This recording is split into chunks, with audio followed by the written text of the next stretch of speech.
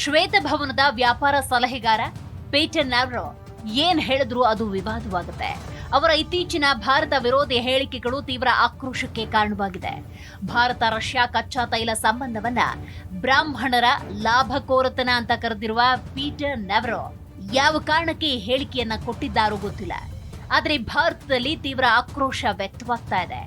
ನ್ಯಾವ್ರೋ ಹೇಳಿಕೆಯ ಒಳಾರ್ಥ ಏನೇ ಇದ್ರೂ ನಿರೀಕ್ಷೆಯಂತೆಯೇ ಭಾರತದಿಂದ ತೀಕ್ಷ್ಣ ಪ್ರತಿಕ್ರಿಯೆಯನ್ನು ಪಡೆದಿದ್ದಾರೆ. ಪಾಶ್ಚಿಮಾತ್ಯ ಪರಿಕಲ್ಪನೆಯ ವರ್ಗ ಆಧಾರಿತ ಸಾಮಾಜಿಕ ವ್ಯವಸ್ಥೆಗೂ ಭಾರತೀಯ ವರ್ಗ ಆಧಾರಿತ ಸಾಮಾಜಿಕ ವ್ಯವಸ್ಥೆಗೂ ಅಜಗಜಾಂತರ ವ್ಯತ್ಯಾಸ ಇದೆ. ಈ ವ್ಯತ್ಯಾಸದ ಸೂಕ್ಷ್ಮತೆಯನ್ನ ಅರಿಯಬೇಕಿರುವುದು ಅತ್ಯಂತ ಅಗತ್ಯ.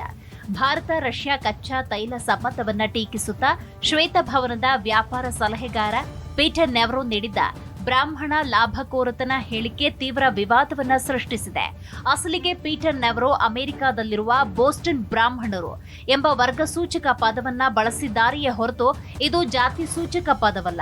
ಹಾಗಾದ್ರೆ ಯಾರೀ ಬೋಸ್ಟನ್ ಬ್ರಾಹ್ಮಣರು? ಭಾರತದ ಬ್ರಾಹ್ಮಣ ಸಮುದಾಯ ತನ್ನ ಆಧ್ಯಾತ್ಮಿಕ ವಿದ್ವತ್ತಿಗೆ ಇಡೀ ಪ್ರಪಂಚದಲ್ಲೇ ಹೆಸರುವಾಸಿ. ಧರ್ಮ ಮತ್ತು ಭಕ್ತಿ ಈ ಸಮುದಾಯದ ಜೀವನದ ಅವಿಭಾಜ್ಯ ಅಂಗ. ಲೌಕಿಕ ಜಗತ್ತಿಗೆ ಹೊರತಾದ ಆಧ್ಯಾತ್ಮ ಜೀವನದ ಮಹತ್ವವನ್ನು ಸಾರಿದ ಈ ಸಮುದಾಯಕ್ಕೆ ಭಾರತದ ಸಾಮಾಜಿಕ ವ್ಯವಸ್ಥೆಯಲ್ಲಿ ಉನ್ನತ ವರ್ಗದ ಸ್ಥಾನಮಾನ ಇದೆ. ಪುರಾತನ ಭಾರತೀಯ ಸಂಸ್ಕೃತಿಯ ಅನೇಕ ಕೊಂಬೆಗಳು ಟಿಸಿಲೊಡೆದು ಭಿನ್ನ ಮಾರ್ಗದಲ್ಲಿ ದೇವರನ್ನು, ಶಾಂತಿಯನ್ನು, ತನ್ನ ಅಸ್ತಿತ್ವದ ಅಂತಿಮ ಸತ್ಯವನ್ನ ಹುಡುಕುವಲ್ಲಿ ನಿರತವಾಗಿದೆ. ಬ್ರಾಹ್ಮಣ ಸಮುದಾಯ ಅಂತಹದ್ದೇ ಒಂದು ಪ್ರಮುಖ ಕೊಂಬೆಯಾಗಿದೆ. ಆದರೆ ಭೌತಿಕ ಜೀವನದ ರುಚಿ ಉಂಡಿರುವ ಪಾಶ್ಚಿಮಾತ್ಯ ಸಂಸ್ಕೃತಿಯಲ್ಲಿ ಆಧ್ಯಾತ್ಮಕ್ಕೆ ಅಷ್ಟೇನು ಮಹತ್ವ ಇಲ್ಲ. ಅಲ್ಲಿ ವಿವಿಧ ಸಮುದಾಯಗಳ ವರ್ಗೀಕರಣ ಅವುಗಳ ಆರ್ಥಿಕ ಸ್ಥಾನಮಾನದ ಮೇಲೆ ನಿರ್ಧರಿಸಲ್ಪಡುತ್ತೆ. ಆರ್ಥಿಕವಾಗಿ ಸದೃಢವಾಗಿರುವ ಮತ್ತು ರಾಜಕೀಯವಾಗಿ ಪ್ರಬಲವಾಗಿರುವ ಸಮುದಾಯವನ್ನ ಎಲಿಟ್ ವರ್ಗ ಅಂತ ಕರೀತಾರೆ.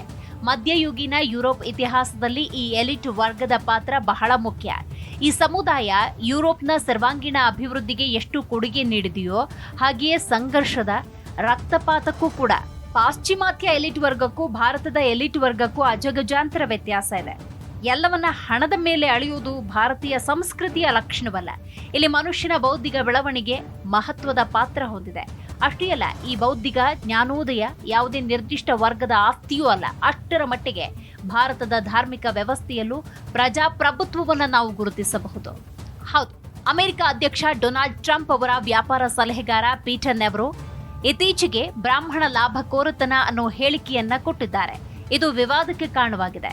ಭಾರತ ರಷ್ಯಾ ಕಚ್ಚಾ ತೈಲ ಸಂಬಂಧವನ್ನ ಬ್ರಾಹ್ಮಣ ಲಾಭಕೋರತನ ಅಂತ ಕರೆದಿರುವ ಇವರು ವಿವಾದವನ್ನು ಸೃಷ್ಟಿ ಮಾಡಿಕೊಂಡಿದ್ದಾರೆ.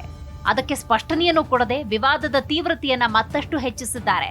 ಆದರೆ ಪೀಟರ್ ನ್ಯಾವ್ರೋ ಅವರ ಬ್ರಾಹ್ಮಣವಾದಕ್ಕೂ ಭಾರತದಲ್ಲಿರುವ ಬ್ರಾಹ್ಮಣ ಜಾತಿಗೂ ಯಾವುದೇ ಸಂಬಂಧ ಇಲ್ಲ.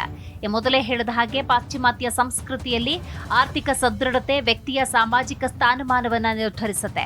ಶ್ರೀಮಂತರ ಗುಂಪಾದ ಎಲಿಟ್ ವರ್ಗ ಇಲ್ಲಿ ಪ್ರಭಾವಶಾಲಿ. ಆದರೆ ಅಮೆರಿಕದಲ್ಲಿ ಈ ಶ್ರೀಮಂತ ವರ್ಗವನ್ನ ಒಂದು ಕಾಲದಲ್ಲಿ ಬೋಸ್ಟನ್ ಬ್ರಾಹ್ಮಣರು ಅಂತ ಕರೆಯಲಾಗ್ತಾ ಇತ್ತು. ಇಲ್ಲಿ ಬ್ರಾಹ್ಮಣ ಎಂಬುದು ಜಾತಿ ಸೂಚಕವಾಗಿರದೆ ಸಂಪತ್ತಿನ ಸೂಚಕವಾಗಿತ್ತು. 19 ಮತ್ತು 20ನೇ ಶತಮಾನದಲ್ಲಿ ಅಮೆರಿಕದ ಬೋಸ್ಟನ್ನಲ್ಲಿ ನೆಲೆಸಿರುವ ಶ್ರೀಮಂತ ವರ್ಗವನ್ನ ಬೋಸ್ಟನ್ ಬ್ರಾಹ್ಮಣರು ಅಂತ ಕರೆಯಲಾಗ್ತಾ ಇತ್ತು. ಈ ಸಮುದಾಯದ ಸಾಂಪ್ರದಾಯಿಕ ಬ್ರಿಟಿಷ್ ಅಮೆರಿಕನ್ ಜೀವನ ಪದ್ಧತಿ, ಅಧಿಕ ಸಂಪತ್ತು, ಐಷಾರಾಮಿ ಜೀವನ ಸಾಮಾಜಿಕವಾಗಿ ಅವರನ್ನ ಉನ್ನತ ಸ್ಥಾನದಲ್ಲಿರಿಸಿತ್ತು.